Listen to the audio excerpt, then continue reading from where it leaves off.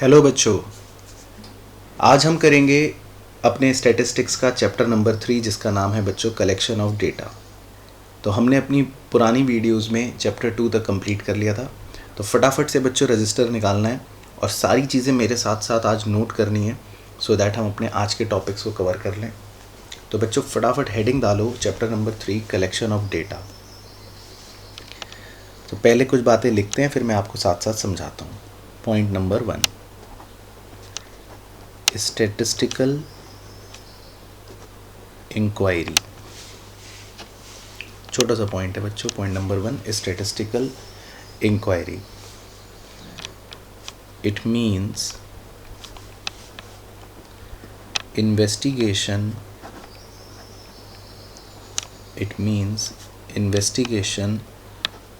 on a topic by any agency. It means investigation on a topic by any agency. बच्चों इस chapter की शुरुआत ही होती है एक टर्म से, जिस टर्म का नाम है स्टैटिस्टिकल इंक्वायरी। स्टैटिस्टिक्स तो हमने पढ़ ही लिया कि स्टैटिस्टिक्स क्या होता है। अब स्टैटिस्टिक्स की इंक्वायरी वर्ड का मतलब क्या होता है? जांच पड़ताल करना। तो स्टैटिस्टिकल इंक्वायरी ये चैप्टर ही शुरुआत कैसे होती है कि जब कोई भी एजेंसी या कोई भी व्यक्ति किसी भी पर्टिकुलर टॉपिक या किसी भी पर्टिकुलर स्टैटिस्टिक्स के बारे में कुछ इन्वेस्टिगेशन करना चाहता है तो उसको बोलते हैं स्टैटिस्टिकल इंक्वायरी। ठीक है ना। अब ये जो चैप्टर है बच्चों की कलेक्शन ऑफ डेटा मतलब कि मुझे कुछ भी पता लगाना है अगर, तो उसके बारे में मैं कलेक्शन कैसे करूँगा। तो जो पॉइंट नंबर 2 है वो अपने आप में एक बड़ी हेडिंग है, तो इसको आप पेज के बीचों बीच लिखना। इसको इस प्रकार से बना लेना, sources of collection of data. कि हम डेटा को कलेक्ट करने के जो हमारे सोर्सेज हैं वो क्या हैं। ठीक है, सूत्र क्या हैं, sources of collection of data. तो बच्चा ऐसा माना जाता है कि अगर मुझे कोई भी इंफॉर्मेशन कलेक्ट करनी है, डेटा मतलब इंफॉर्मेशन, कोई भी इंफॉर्मेशन कलेक्ट करनी है तो उसके दो तरीके हैं या उसके दो मेन सोर्सेज हैं। पहले को बोलते हैं इंटरनल सोर्स, पहले को बोलते हैं बच्चों इंटरनल सोर्स, और दूसरे को बोलते हैं एक्सटर्नल सोर्स। तो ऐसा माना जाता है कि कोई भी इंफॉर्मेशन कलेक्ट करने के दो मेन सोर्सेज होते हैं, एक होता है इंटरनल सोर्स और एक होता है एक्सटर्नल सोर्स। इंटरनल सोर्स का क्या मतलब है बच्चों, पहले आप वो लिखना छोटा सा। इसका मतलब होता है when data is collected from the organisations, apostrophe S लगाना है, from the organisations own report और records. When the data is collected from the organization's own report or records। इसका मतलब है बच्चों कि मान लेते हैं कोई भी कंपनी है, एक कंपनी अपनी बुक्स मेंटेन करती है ना, आप पढ़ते हो अकाउंटेंसी में भी कि कंपनी अपनी कुछ बुक्स मेंटेन करती है, बुक्स ऑफ अकाउंट मेंटेन करती है। कुछ भी आप ऐसा समझ लो कि कोई भी कंपनी अपनी बहुत सारी रिपोर्ट्स बनाती हैं, अपने वो बहुत सारे रिकॉर्ड्स मेंटेन करती है। तो अगर कंपनी अपनी ही रिपोर्ट्स या अपने ही रिकॉर्ड से कोई जानकारी प्राप्त करे, कोई इन्फॉर्मेशन ले, तो ऐसी इन्फॉर्मेशन को, ऐसे डेटा कलेक्शन को बोलते हैं इंटरनल सोर्स। इंटरनल सोर्स मतलब कि कंपनी को अपनी ही रिपोर्ट्स और अपनी ही रिकॉर्ड से कुछ जानकारी लेनी पड़ रही है और उसको किसी भी बाहर के व्यक्ति की सहायता की ज़रूरत नहीं है। तो इस तरह के डेटा कलेक्शन को मान लेते हैं ये इंटरनल सोर्स है। ठीक है ना। एक्सटर्नल सोर्स किसे कहते हैं, तो इसमें लिखना it refers to data collected from outside the organisation. It refers to data collected from outside the organization। इसका मतलब है कि अगर मैं कंपनी की या ऑर्गेनाइजेशन की अपनी कोई रिपोर्ट्स या रिकॉर्ड्स के अलावा कोई भी जानकारी बाहर से आउटसाइड द ऑर्गेनाइजेशन कलेक्ट कर रहा हूँ तो उसको बोल देते हैं बच्चों एक्सटर्नल सोर्स। तो बच्चों अगर हम जानकारी बाहर से प्राप्त करते हैं, मतलब कि इस कंपनी की इंफॉर्मेशन कोई आउटसाइडर प्रोवाइड कर रहा है, तो एक्सटर्नल सोर्स की इंफॉर्मेशन को दो पार्ट्स में या दो तरीक़ों से बाइफरकेट करा जाता है, ठीक है ना। एक को बोलते हैं प्राइमरी डेटा। क्या बोलते हैं, मेरे पीछे पीछे बोलते भी रहना, लिखते भी रहना। एक को बोलते हैं प्राइमरी डेटा और दूसरे को बोलते हैं सेकेंडरी डेटा। तो एक को बोलते हैं प्राइमरी डेटा और दूसरे को बोलते हैं सेकेंडरी डेटा, ठीक है। दोनों का मतलब क्या है, दोनों में अंतर क्या है। प्राइमरी डेटा बच्चों उसे बोलते हैं which is originally collected by investigator,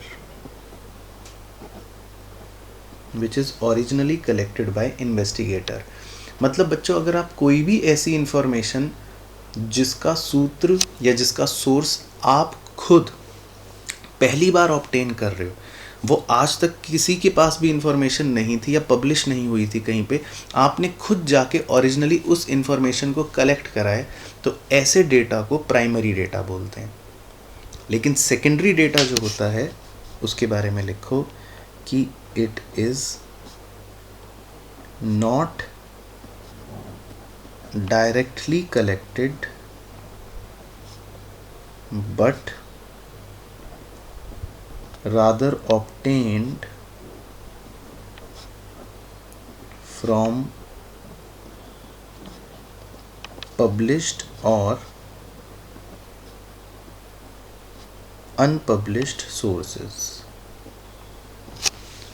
secondary data उसको बोलते हैं बच्चों जो आपने डायरेक्टली कलेक्ट नहीं करा हो, मतलब जो फर्स्ट हैंड इंफॉर्मेशन ना हो, आपने कहीं ना कहीं किसी बुक से या किसी मैगजीन से या किसी गवर्नमेंट की पब्लिकेशन वेबसाइट से या किसी भी अनपब्लिश्ड सोर्स से किसी और से पूछ के ऑब्टेन कर लियो, ऐसे डेटा को सेकेंडरी डेटा बोलते हैं।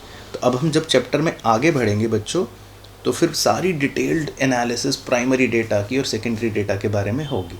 लेकिन पहले इतना ब्रीफ एक बार गो थ्रू कर लेते हैं जल्दी से कि डेटा को कलेक्ट करने के दो मेन सोर्सेज होते हैं, एक इंटरनल और एक एक्सटर्नल। इंटरनल मतलब कंपनी अपनी ही रिपोर्ट्स और अपनी ही रिकॉर्ड्स की जानकारी लेती है, तो इंटरनल सोर्स। और कंपनी के बाहर से कोई भी अगर हम डेटा कलेक्ट कर रहे हैं तो इसका मतलब एक्सटर्नल सोर्स। अगर वो डेटा फर्स्ट टाइम पहली बार कलेक्ट कर रहा है कोई व्यक्ति ओरिजिनली, तो मतलब प्राइमरी डेटा। और अगर कोई वो सेकंड हैंड डेटा कलेक्ट कर रहा है, मतलब वो जो पहले पब्लिश हो चुका है, तो इसका मतलब वो होता है सेकेंडरी डेटा। तो अगर कुछ बातें हम इनके डिफरेंस के बारे में लिखना चाहें या मैं इनके बारे में कुछ और चीज़ें आपको बताना चाहूँ तो क्या बता सकता हूँ। प्राइमरी डेटा जो है उसको कलेक्ट करने में ज़्यादा समय लगता है, लॉन्ग पीरियड, लेकिन सेकेंडरी डाटा को कलेक्ट करने में लगता है शॉर्ट टाइम पीरियड। तो ये जल्दी कलेक्ट हो जाती हैं क्योंकि आपको इसमें ज़्यादा मेहनत नहीं करनी, पर इसको कलेक्ट करने में आपको ज़्यादा मेहनत लगती है, ज़्यादा समय लगता है। लेकिन प्राइमरी डेटा जो होता है वो इसीलिए ज़्यादा रिलायबल होता है, इस पर ज़्यादा भरोसा किया जा सकता है क्योंकि आप इसको खुद ओरिजिनली कलेक्ट करते हो। लेकिन सेकेंडरी डेटा जो होता है बच्चों वो थोड़ा सा कम रिलायबल होता है क्योंकि वो आप किसी से पूछ लेते हो तो क्या भरोसा उसने सही बोला या नहीं बोला। तो प्राइमरी डेटा जो है वो माना जाता है कि ज़्यादा बेहतर होता है, लेकिन सेकेंडरी डेटा माना जाता है कि थोड़ा कम बेहतर होता है। ठीक है बच्चों, तो यहाँ तक अपनी बात क्लियर हो गई। अब हम आगे बढ़ेंगे तो आगे हम ये पढ़ेंगे, पहले आज की हमारी वीडियो का जो मेन अब काम रहेगा कि प्राइमरी डेटा जो है इसको कलेक्ट कैसे करें। अब हमको ओरिजिनली डेटा तो कलेक्ट करना है, हम निकल गए सड़क पे, अब कैसे ये डेटा कलेक्ट किया जाएगा बच्चों, इसके मेथड्स होते हैं, उसके बारे में हम आज डिटेल्ड एनालिसिस करने वाले हैं। तो जैसा कि आप देख रहे हो यहाँ लिखा है methods of collecting primary data, यानी कि प्राइमरी डेटा को कलेक्ट करने के क्या क्या तरीके होते हैं। तो बच्चों पहला तरीका होता है method number 1, direct personal interview. Direct personal interview का मतलब ये होता है बच्चों कि इन्वेस्टिगेटर इसमें क्या करता है, investigator collects data by having direct contact. तो इसमें आप क्या करते हो, आप सीधा जाते हो किसी व्यक्ति के पास इंफॉर्मेशन कलेक्ट करने और डायरेक्टली आप उससे इंटरव्यू करते हो, ठीक है ना। ये मेथड तब सूटेबल है when area of investigation is limited. मतलब आपको जहाँ पर जाना है, जिस एरिया को कवर करना है, जिस एरिया की इंफॉर्मेशन लेनी है, वो बहुत ही सीमित है, लिमिटेड है, ज़्यादा बड़ी जगह नहीं है। अब मान लो आपको पूरे इंडिया में इन्वेस्टिगेशन करनी पड़ जाए तो फिर कितना आप जा के लोगों से पर्सनल इंटरव्यू लोगे, तो परेशानी हो जाएगी। तो पर्सनल इंटरव्यू मेथड तभी कारगर है, तभी बढ़िया है जब एरिया जो है वो लिमिटेड हो।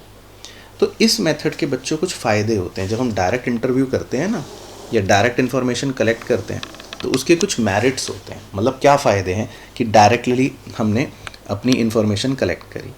एक तो पहला फ़ायदा ये कि ये ओरिजिनल है, क्योंकि आप डायरेक्टली लोगों से पूछते हो। ये ज़्यादा रिलायबल भी होता है, ये ज़्यादा एक्यूरेट भी होता है, क्योंकि आपने इन्फॉर्मेशन डायरेक्टली लोगों से पूछी है। और सबसे मेन चीज़ कि ये इन्फॉर्मेशन जो हमें प्रोवाइड करता है वो यूनिफॉर्म भी होती है। मतलब इसमें ज़्यादा वेरिएबल मतलब डिफरेंसेस नहीं होते, क्योंकि आप ये इन्फॉर्मेशन पर्सनली लोगों से खुद कलेक्ट करते हो।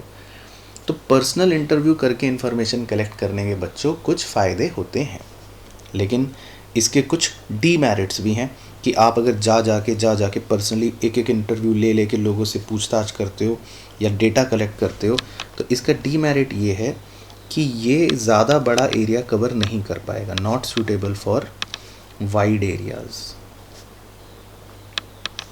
दूसरा लिमिटेशन ये है कि ये थोड़ा एक्सपेंसिव है, क्योंकि आपको बहुत ज़्यादा इधर उधर जाना पड़ेगा, और ये बहुत ही ज़्यादा टाइम कंज्यूमिंग, यानी कि आपको इसमें समय भी बहुत लगाना पड़ेगा। आप खुद सोचो, अगर आपको इंटरव्यू लेना पड़े तो आपको कितना ज़्यादा समय व्यतीत करना पड़ेगा। और सबसे इम्पॉर्टेंट चीज़ कि इंटरव्यू लेने के लिए आपको एक तरह से कहीं ना कहीं रिक्वायर्स ट्रेंड पर्सनल। मतलब इसको इंटरव्यू लेने वाला व्यक्ति जो है वो थोड़ा ट्रेंड होना चाहिए। ऐसा नहीं है कि इंटरव्यू लेना बड़ा आसान है, कोई भी जाके ले लेगा। तो इस मेथड के अपने कुछ डीमेरिट्स भी होते हैं और कुछ इसके मेरिट्स भी होते हैं, ठीक है ना बच्चों। तो इस तरह से होता है डायरेक्ट पर्सनल इंटरव्यू। उसके बाद सेकंड, बच्चों आपको भी ये नोट करना है, मैं समझाता रहूँगा, आप वीडियो को पॉज करके बाद में इसको नोट भी करते रहना, ठीक है ना। बट आप पहले अंडरस्टैंडिंग पूरी ले लेना। अब डायरेक्ट पर्सनल इंटरव्यू के बाद दूसरा होता है इनडायरेक्ट ओरल इन्वेस्टिगेशन। इसमें आप डायरेक्टली उस व्यक्ति से बात नहीं करते जिसकी इंफॉर्मेशन आपको निकालनी है। आप उसके किसी दोस्त से, किसी मित्र से या आस पड़ोस से उनसे इंफॉर्मेशन लेने की कोशिश करते हो। तो इसमें क्या होता है, इसमें इन्वेस्टिगेटर अप्रोच थर्ड पार्टीज।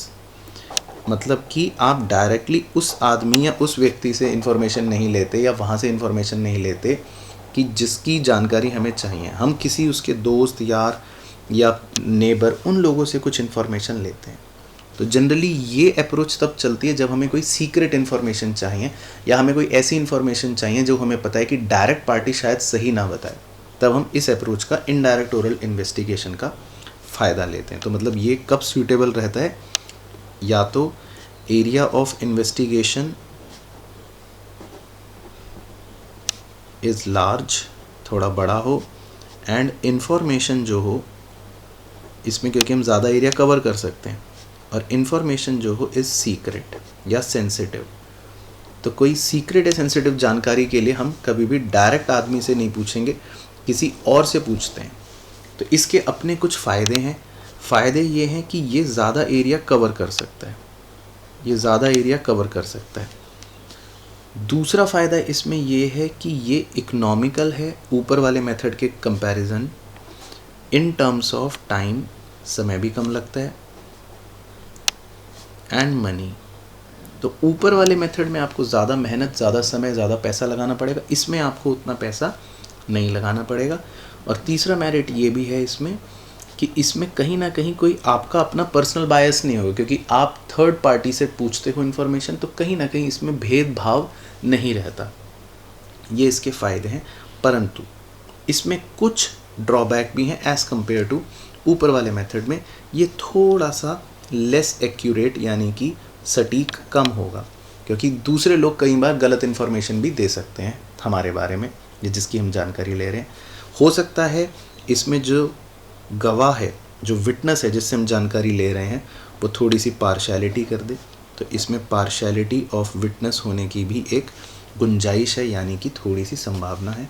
बाकी इसमें इन्फॉर्मेशन जो कलेक्ट होती है वो यूनिफॉर्म नहीं होती, क्योंकि कोई आदमी कुछ बताएगा अपने स्टाइल से, कोई दूसरा आदमी कुछ बताएगा अपने स्टाइल से, तीसरा व्यक्ति कुछ बताएगा अपने स्टाइल से।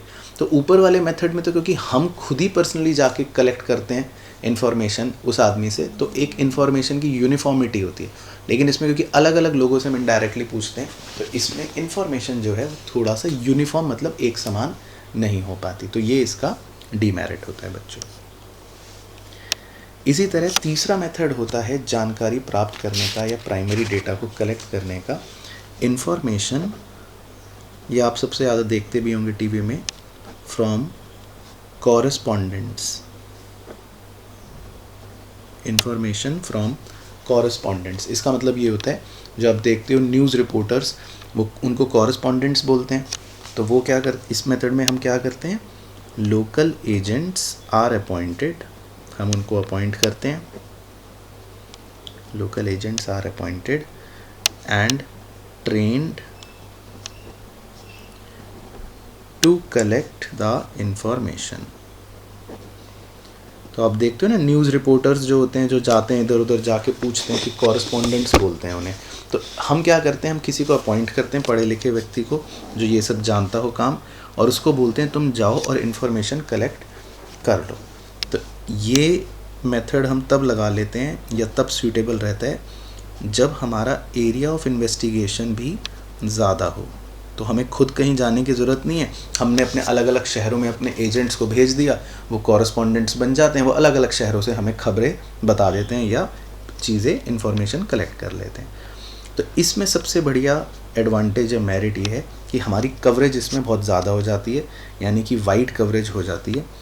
और ये सूटेबल रहता है ये तरीका फॉर स्पेशल पर्पस, मतलब कि जब कुछ स्पेशल काम करना हो, अलग अलग चीज़ की इन्फॉर्मेशन लेनी हो, तो हम कॉरेस्पॉन्डेंट्स को भेज देते हैं, हम उनको कह देते हैं कि आप जाइए और इन्फॉर्मेशन कलेक्ट कर लीजिए। बाकी इस मेथड में हम ये भी कह सकते हैं कि it is economical as well, ये उतना ज़्यादा महंगा नहीं होता, थोड़ा टाइम सेविंग भी होता है और थोड़ा मनी सेविंग भी होता है। हाँ, लेकिन इसके कुछ डीमेरिट्स अवश्य हैं। इसमें भी जो इन्फॉर्मेशन हमको मिलती है वो कम होती है, यानी लैक ऑफ यूनिफॉर्मिटी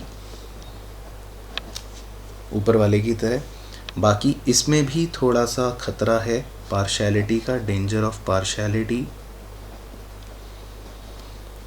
और इसमें भी कहीं ना कहीं एक्यूरेसी जो है वो कम होती है, बिल्कुल ऊपर वाले की ही तरह, क्योंकि हम भरोसा कर रहे हैं अपने कॉरेस्पॉन्डेंट्स पर। तो हो सकता है इन्फॉर्मेशन जो मिले वो उतनी एक्यूरेट ना मिले। ठीक है बच्चों। फिर इसके बाद चौथा तरीका होता है इन्फॉर्मेशन कलेक्ट करने का। वो आपने सुना होगा, बहुत ही सिंपल तरीका होता है, जिसको बोलते हैं टेलीफोनिक इंटरव्यूज़। इसमें हम क्या करते हैं, इसमें हम जानकारी लोगों से फ़ोन पर ले लेते हैं। तो जैसे आप टीवी शोज़ देखते हैं ना, उसमें पोल्स होते हैं कभी कभी, तो उस तरह की जानकारी आम तौर पर फ़ोन पर ले ली जाती है। यानी इसका मतलब क्या हुआ कि data is collected through interview over the telephone. हम इसमें जानकारी सामने वाले से टेलीफोन पर ही ले लेते हैं, ठीक है ना। और ये मेथड कब सूटेबल रहता है कि जब data is to be collected, जब हमें जानकारी लेनी हो इन शॉर्टर ड्यूरेशन, जल्दी से, तब ये मेथड जो है बहुत बढ़िया रहता है। तो फटाफट फ़ोन करा, जानकारी ले ली, तो कहीं जाने की ज़रूरत नहीं, ज़्यादा टाइम वेस्ट करने की ज़रूरत नहीं। तो इसमें फ़ायदे ये हैं इस मेथड के भी कि हमारी इसमें कवरेज जो है वो ज़्यादा हो जाती है, हम ज़्यादा कवर कर सकते हैं एरिया, और बाकी ये मेथड भी हमारा काफ़ी इकोनॉमिकल पड़ता है, क्योंकि फ़ोन करने का आपको पता ही है कि मनी की टर्म्स में, टाइम की टर्म्स में या मेहनत लेबर की टर्म्स में कोई ज़्यादा खर्चा नहीं होता। पर हाँ, इसके डीमेरिट्स ही हैं कि हर व्यक्ति के पास क्योंकि फ़ोन नहीं होता, बहुत से लोग आज भी ऐसे हैं जो फ़ोन को यूज़ नहीं करते या लिमिटेड ही यूज़ करते हैं, तो इस मेथड से आप बहुत ज़्यादा इन्फॉर्मेशन कई बार नहीं ले पाते, लोगों के पास फ़ोन नहीं होता तो लिमिटेड यूज़ रह जाता है। और सबसे बड़ा ड्रॉबैक ये है कि इसमें आपको कोई भी विजुअल फीडबैक नहीं मिल पाता है ना, आप फ़ोन पे ही बात कर पाते हो, तो visual feedback is not possible. बाकी ऊपर के मेथड्स में आप लोगों से मिल सकते हो, उनको देख सकते हो, लेकिन इसमें ऐसा आप नहीं कर पाते, तो ये इसमें एक सबसे बड़ा ड्रॉबैक रहता है। पांचवा तरीका होता है बच्चों इंफॉर्मेशन जानकारी लेने का, मेल्ड क्वेश्चनेयर। क्वेश्चनेयर आपने देखा सुना पढ़ा होगा, एक बड़ा सा क्वेश्चनों का MCQ टाइप क्वेश्चनों का एक क्वेश्चनेयर बन जाता है जिसमें खूब सारे क्वेश्चंस होते हैं, फिर आपसे पूछा जाता है कि इसके बारे में आप इंफॉर्मेशन दीजिए। तो हमारे ईमेल पर बहुत सारे क्वेश्चन आ जाते हैं जिसको हम क्वेश्चनेयर बोलते हैं। तो इस मेथड में क्या होता है, इन्वेस्टिगेटर जो होता है मेक्स क्वेश्चनेयर, वो एक क्वेश्चनेयर बनाता है। क्वेश्चनेयर बनाने की भी बच्चों टेक्निक होती है, and send it to the respondents, और वो लोगों को मेल भेज देता है। तो इसको बोलते हैं, इस तरीके को बोलते हैं मेल्ड क्वेश्चनेयर।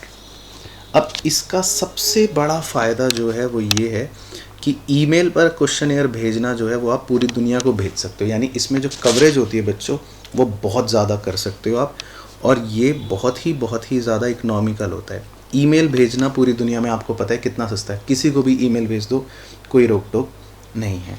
बाकी इसमें एक फ़ायदा और ये भी है कि जो भी जानकारी हमें ईमेल से मिलती है और जो भी जानकारी कोई हमें ईमेल पे देता है उसमें एक सीक्रेसी बनी रहती है, किसी को पता नहीं होता कि मैंने क्या जवाब दिए हैं। क्वेश्चनेयर भर के हम जब देते हैं तो उसमें भी क्या होता है, वो सारे आंसर्स आपके सीक्रेट रहते हैं, कोई और जानकारी आपकी ले नहीं पाता सिवाय जो इन्वेस्टिगेटर है उसके। तो इसमें एक सीक्रेसी भी मेंटेन रहती है। और सबसे बढ़िया पॉइंट इसमें ये कि इसमें जो इन्वेस्टिगेटर है वो अपना कोई पर्सनल बायस भी नहीं लगाता, क्योंकि लोग अपने अपने फीडबैक फॉर्म या अपने आंसर्स खुद भरते हैं, तो इसमें जनरली ये बायस से फ्री रहता है। पर इसके डीमेरिट सोचो बच्चों, आपके पास भी अगर कोई ईमेल भेजे कि क्वेश्चनेयर भरना है, तो क्या आप सही भरोगे उसको? आप भी उल्टी सीधी बातों भर दोगे, उल्टे सीधे येस नो लगा दोगे। जब रेस्टोरेंट में जाते हो फीडबैक फॉर्म आता है तो उल्टा सीधा सोच के कर देते हो, आप कुछ भी ढंग से नहीं भरते। तो इसमें एक ड्रॉबैक ये है कि कई बार ये बहुत कम एक्यूरेट होता है, लैक ऑफ इंटरेस्ट, लोगों का इंटरेस्ट नहीं होता क्वेश्चनेयर भरने में, तो ये इसमें थोड़ी सी एक समस्या है। और बाकी इसमें एक ड्रॉबैक ये भी है कि रिस्पोंडेंट्स जो हैं वो पढ़े लिखे होने चाहिए, तभी ये काम करेगा, है ना। ये बिना पढ़े लिखे लोगों के साथ आप इस मेथड को फॉलो नहीं कर पाओगे, क्योंकि वो समझेंगे नहीं कि ये क्वेश्चनेयर क्या है, कैसे टिक लगाना है। तो इसको बोलते हैं मेल्ड क्वेश्चनेयर। छठा मेथड और आखिरी मेथड होता है बच्चों जिसमें भी क्वेश्चनेयर तो बनता है क्वेश्चनेयर, लेकिन उसको घर घर जाके एन्यूमरेटर, ENUMERATORS,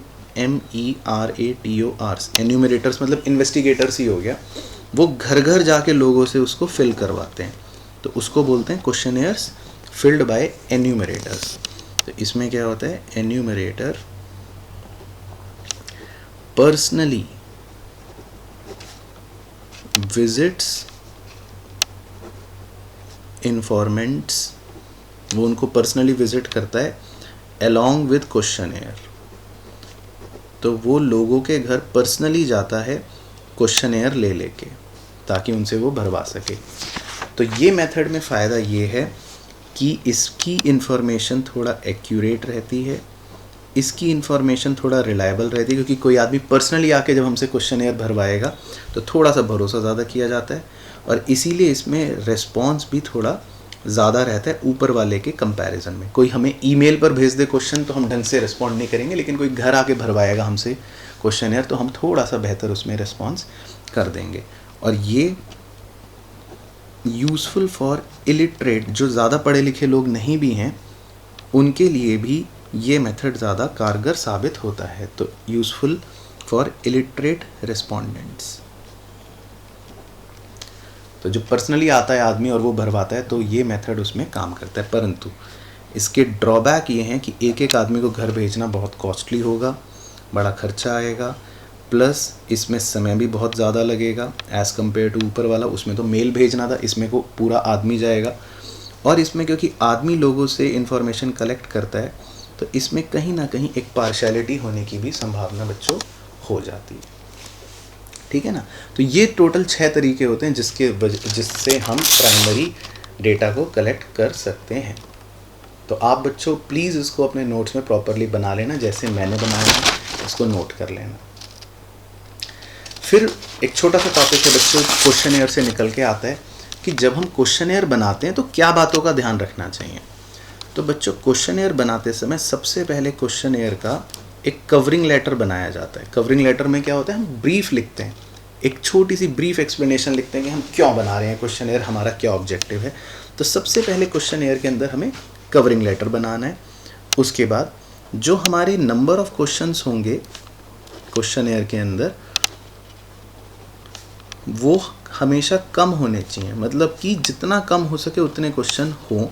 ऐसा नहीं है कि क्वेश्चनर में 100 क्वेश्चन भर दिया, सामने वाला सोच रहा है कोई जेई मेंस का एग्ज़ाम होने लगा। तो number of questions should be small as possible. उसके अलावा जो आपके क्वेश्चंस होने चाहिए बच्चों वो बहुत ही सिंपल और छोटे होने चाहिए, मतलब आसानी से हर किसी को समझ आ जाए, सिंपल क्वेश्चंस होने चाहिए। इसके अलावा आपके क्वेश्चंस में कोई भी ऐसे क्वेश्चन ना हो जो ज़्यादा हैवी कैलकुलेशन मांग रहे हो। तो अवॉइड क्वेश्चंस रिक्वायरिंग कैलकुलेशंस। पता चले आपने क्वेश्चन एयर में ऐसे क्वेश्चंस भर दिए कि रिस्पोंडेंट को कैलकुलेटर से कैलकुलेट करने की आवश्यकता पड़ रही है तो दिक्कत हो जाएगी। तो सिंपल क्वेश्चन रखने, और आपको कोशिश करनी है कि कोई भी पर्सनल क्वेश्चन नहीं पूछने, ऐसे क्वेश्चंस नहीं पूछने जो सामने वाला सुन के हो सकता है परेशान हो जाए या वो बताना ना चाहे। तो कोई भी पर्सनल क्वेश्चन हमको नहीं पूछने, और क्वेश्चंस का जो अरेंजमेंट है वो बहुत ही लॉजिकली होना चाहिए। मतलब ऐसा ना हो कि पहले आपने पूछ ली कि आपके बच्चे कितने और बाद में पूछ रहे हो कि क्या आप मैरिड हो, तो ऐसा नहीं होना चाहिए। तो questions should B logically arranged, ठीक है ना, प्रॉपर सीक्वेंस में होने चाहिए। उसके बाद क्वेश्चंस का डिज़ाइन ऐसा हो कि आप क्रॉस एग्जामिनेशन भी कर पाओ, मतलब एक जगह आपने एज पूछ ली कितनी है और दूसरी जगह डेट ऑफ बर्थ पूछ लो तो आपको पता लग जाएगा कहीं झूठ तो नहीं बोल रहा। ऐसे क्वेश्चन होने चाहिए। और सबसे इम्पॉर्टेंट बात ये कि जो हम क्वेश्चनेयर बनाते हैं वो क्वेश्चनेयर बच्चों शुड बी अट्रैक्टिव, आकर्षक लगना चाहिए, ताकि सामने वाला जब पकड़े उसको तो उसको लगे कि हाँ यार ये अच्छी चीज़ है, इसको भर के देता हूँ। तो क्वेश्चन और भी चीज़ें होती हैं बट एटसेट्रा एटसेट्रा, लेकिन एक अच्छा क्वेश्चनेयर बनाने के लिए कुछ बेसिक बातों का हमें ध्यान रखना पड़ता है। तो इस डिज़ाइन से जब हम क्वेश्चनेयर बनाते हैं तो हमें रिस्पॉन्स अच्छा मिलता है। तो बच्चों आप please different point of times पर वीडियो को पॉज कर करके अपने नोट्स कंप्लीट कर लेना। आज की वीडियो का जो हमारा टारगेट था वो बच्चों यही पढ़ना था। एक बार मैं फटाफट से क्विकली रिवाइज करवा देता हूँ। सबसे पहले था कि डेटा इंक्वायरी या स्टैटिस्टिकल इंक्वायरी क्या होती है। डेटा को कलेक्ट करने के मेन सोर्स हैं इंटरनल, अपने अंदर वाले, और एक्सटर्नल जब हम ऑर्गेनाइजेशन के बाहर से लेते हैं। एक्सटर्नल को कलेक्ट करने के 2 तरीके हैं, प्राइमरी ओरिजिनल और secondary second hand. Second hand के बारे में हम पढ़ेंगे नेक्स्ट वीडियो में, लेकिन प्राइमरी डेटा को कलेक्ट करने के हैं टोटल 6 तरीके, direct personal, indirect oral, information from correspondents, telephonic, meld questionnaire और एन्यूमरेटर के साथ। और उसके बाद ये कि क्वेश्चनेयर को कैसे डिज़ाइन करते हैं। तो आज की वीडियो में बस इतना ही करना था बच्चों, बाकी करेंगे हम अपनी नेक्स्ट वीडियो में।